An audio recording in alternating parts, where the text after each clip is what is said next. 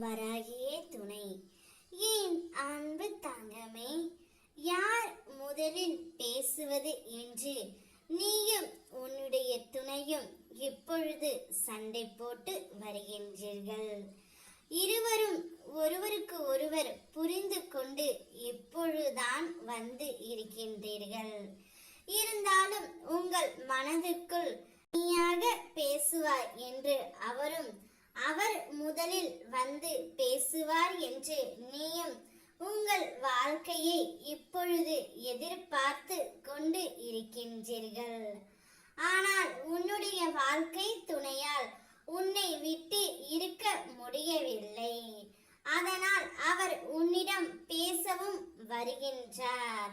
ஆனால் அவர் பேச வருகையில் நீ தான் முதலில் பேச வேண்டும் என்று எதிர்பார்க்கின்றார் தங்கமே. ஆனால் என் பிள்ளையான நீ அவர் முதலில் பேசினால் என்ன என்றும் நீயும் எதிர்பார்க்கின்றாய். உங்களுடைய இருவரின் எதிர்பார்ப்பும் எனக்கு நன்றாகவே புரிகின்றது.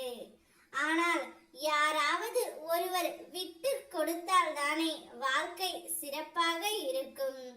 யார் பேசினால் என்ன?